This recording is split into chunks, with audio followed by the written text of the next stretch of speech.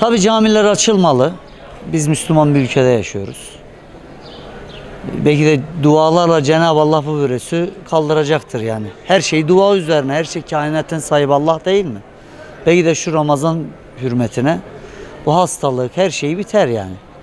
Tabii herkes kendi sağlığı için tedbirini almalı. Mesafesini, işte bütün temizliğini kendi artık yani devlet bunu serbest etse herkes kendi önlemini yani bütün ne gerekiyorsa devlet ne yapabilir ki ne yani bütün önlemini halk almalı yani. Yani AVM'ler açılıyorsa camilerde yani bütün ülkemizde bütün engeller kalksın. Herkes kendi tedbirini kendi halk olaraktan yani bunu gelip de devlet başında bekleyemez ki ne. Yani sen kendi mesafeni, bütün temizliğini, bütün yani ne gerekiyorsa artık devlet gerekenini yaptı. Bundan sonra da bütün AVM'lerin, camilerin yani normal hayata dönelim. Camilerin açılmasını istiyoruz. AVM'ler açıldı. Camiler de açılsın. Camimizde ibadetimi yapalım. Sosyal mesafeyi koruyalım. Camimizde güzelce ibadetimizi yapalım. Onu istiyoruz yani biz. Ramazan ayımız biraz buruk geçti. Teravihler kılamadık. Normal buruk geçti yani. Ama camimiz açılırsa daha güzel olur. Bizim için daha iyi olur. AVM'ler açılıyormuş. Camiler de açılsın. Camilerin açılmasını istiyoruz yani.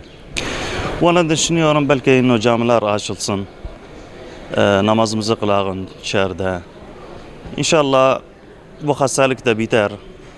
Yani cami içine girerek namazımızı kılalım. Yani daha rahatça, daha şeyce, yabanda kılayım. İnşallah Allah'ın izniyle inşallah belki iyi olur, güzel olur. İnsan sağlığı her şeyden önemli. Ve dolayısıyla Türkiye bu noktada hakikaten birçok Avrupa ülkesinde önüne geçerek hem camilerde hem okullardaki tedbirleri diğer ülkelerle kıyaslamayacak derecede önde. Bu güzel bir şeydi, iyi bir şey. Ramazan ayındayız. Ramazan ayında vesilesiyle inşallah bu hastalık bir an önce insanlığın içinden çıkar da bizler yine camilerimizde ibadetlerimizi yaparız. Yine toplu şekilde iftarlarımızı yaparız. Yine birbirimize teravihlerimizi kılarız. Ve bayram geliyor, bayramı kılamayacağız namazını. İnşallah bir an önce bu hastalık geçer ve 12 Haziran'dan daha da bir öne alacak bir şekilde bir tedbirle camilerimiz tekrar yeniden ibadete açılır. Ve güzel bir şey değil yani geçiyorsun burada bir kenarda tek başına kalıyorsun. Müslüman olmayan bir ülkede kalmış gibi bir hava var ama sağlık olduktan sonra Kabe'mizde, camilerimizde yeniden şenlenir. İnşallah bir an önce o şenli günlere döneriz. Koronavirüsten dolayı tedbir amaçlı camilerimiz kapalı olduğu için namazı burada kılmak zorunda kaldık.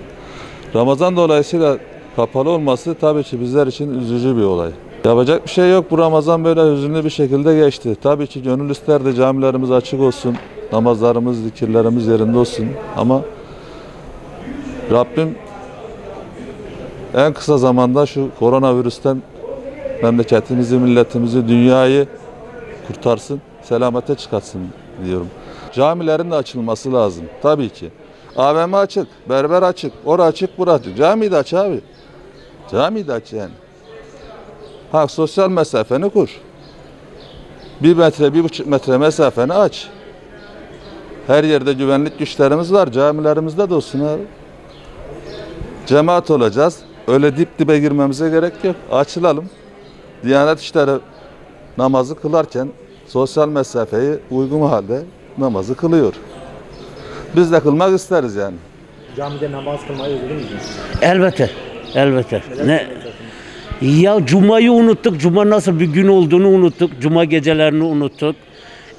Sanki adım adım bu şekil kaldığı zaman uzun süreler kalınca bir başkasıyla hiçbir değişikliğin olmuyor. Yani artık unutmuş. Evet evden normal namazımızı kılıyoruz da ama onun aşkı, onun neşesi unutuluyor yani.